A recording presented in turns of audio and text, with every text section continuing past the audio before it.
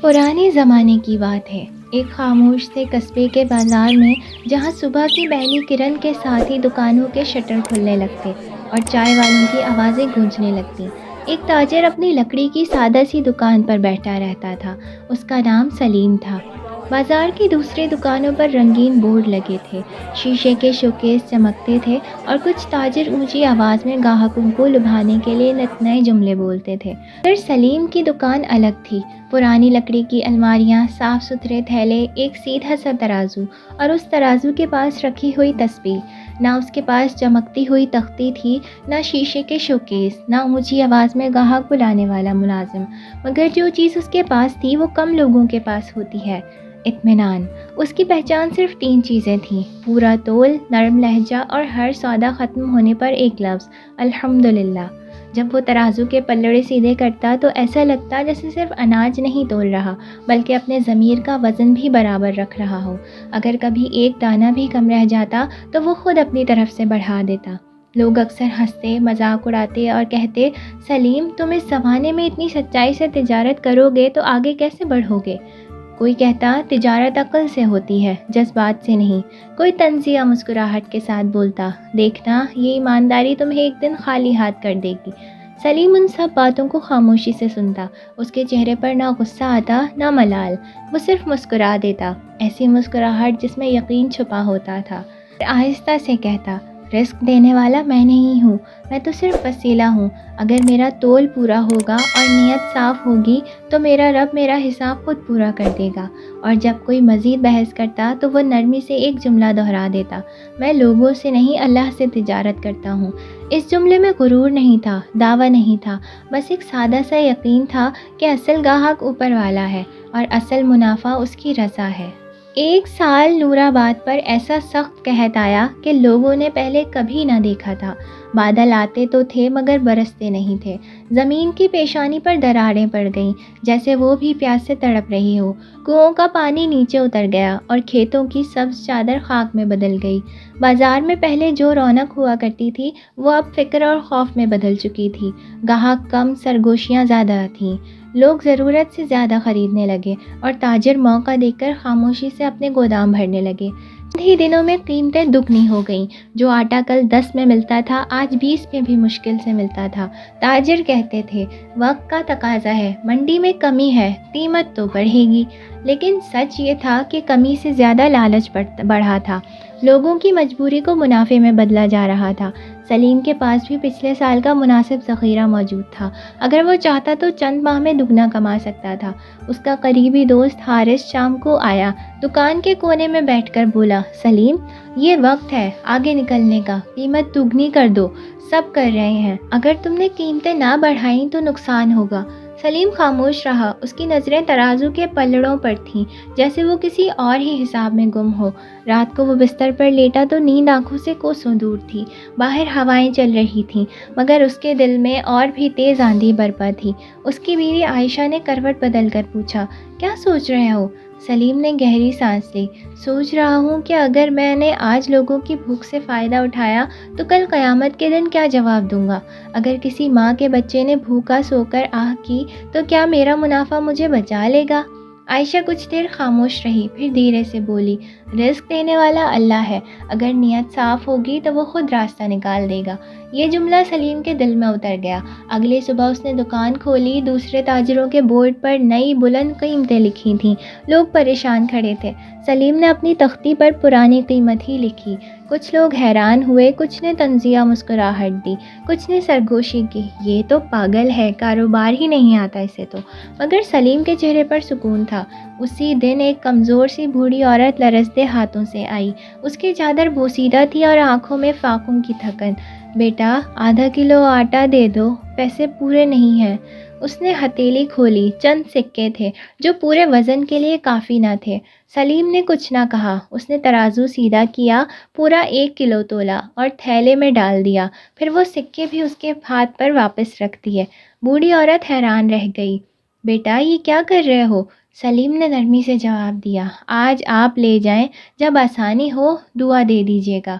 عورت کی آنکھوں میں آنسو بھر آئے۔ اس نے کانپتے ہاتھ آسمان کی طرف اٹھائے اور کہا، اللہ تمہیں وہاں سے دے گا جہاں سے تم سوچ بھی نہیں سکتے۔ تمہارے رزق میں ایسی برکت ڈالے گا کہ تم گن نہ سکو گے۔ بازار کے کچھ لوگ یہ منظر دیکھ رہے تھے۔ کسی نے سر جھٹکا، کسی نے ہلکی سی ہنسی اڑائی، مگر سلیم کے دل میں ایک عجیب سا سکون اتر چکا تھا۔ اس کے ہونٹ بے اختیار ہلے، الحمدللہ، اور اسے یوں محسوس ہوا جیسے اس لفظ کے ساتھ ہی اس کا خوف بھی ہلکا ہو گیا ہو اور اللہ پر بھروسہ پہلے سے زیادہ مضبوط ہو گیا ہو۔ قحط کے دنوں میں جب اکثر تاجر منافع کمانے میں مصروف تھے، سلیم کی سچائی اور نرمی لوگوں کے دل جیتنے لگی۔ اس کی دکان پر رش بڑھنے لگا۔ لوگ کہتے، اگر کم لینا ہے تو کہیں سے بھی لے لو، مگر اگر اطمینان چاہیے تو سلیم کے پاس جاؤ۔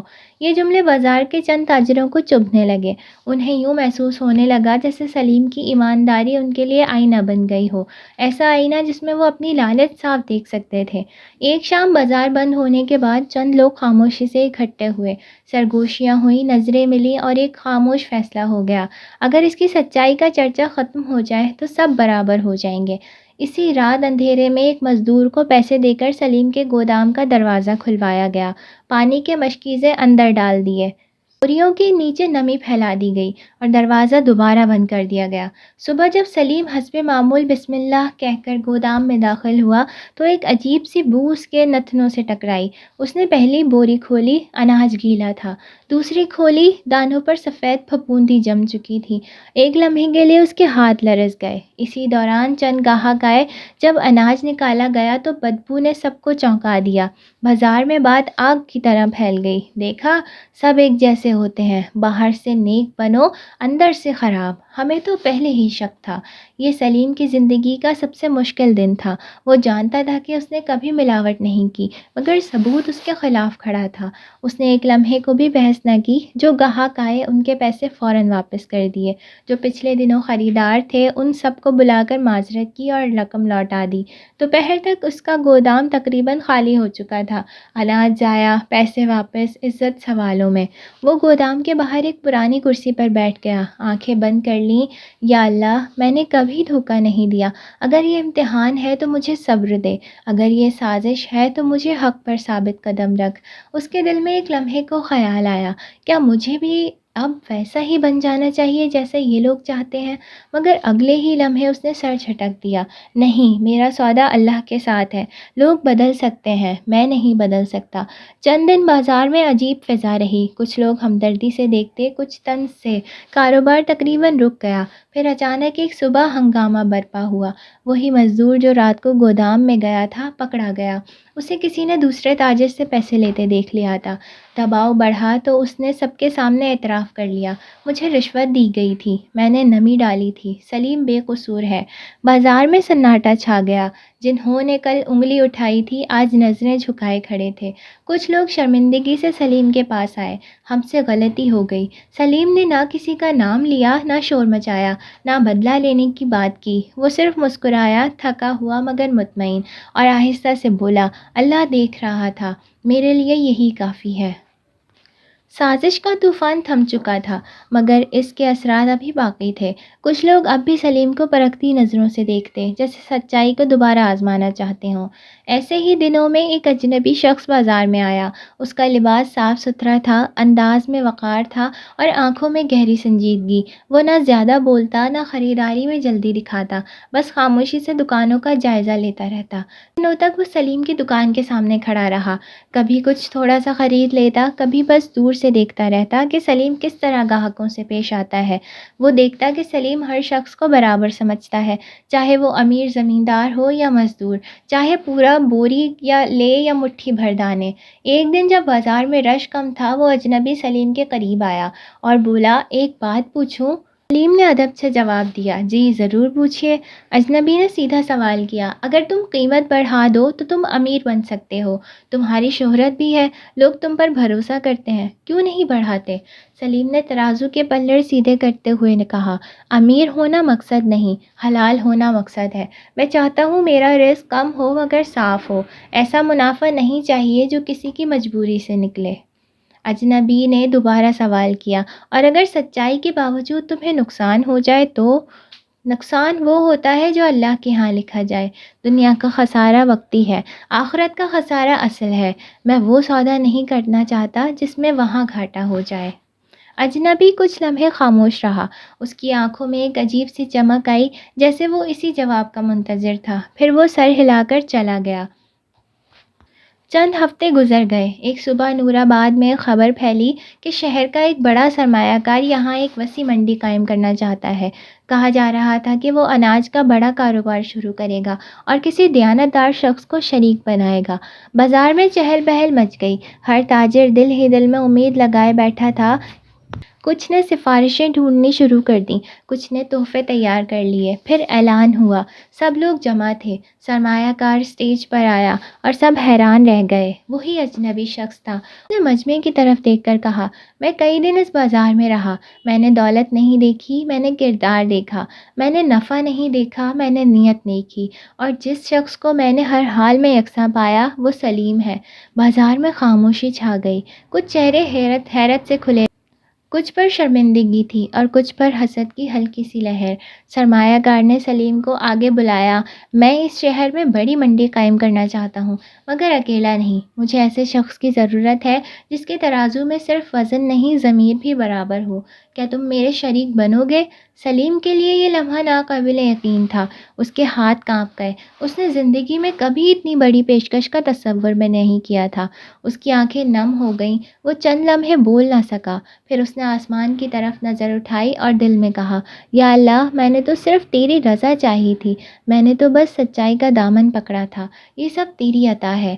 اس کے ہونٹوں پر پھر وہی لفظ آیا جو ہر سودا ختم ہونے پر آتا تھا، الحمدللہ۔ اور اس دن بازار نے پہلی بار دیکھا کہ ایمانداری صرف عزت نہیں دیتی، کبھی کبھی قسمت بھی بدل دیتی ہے۔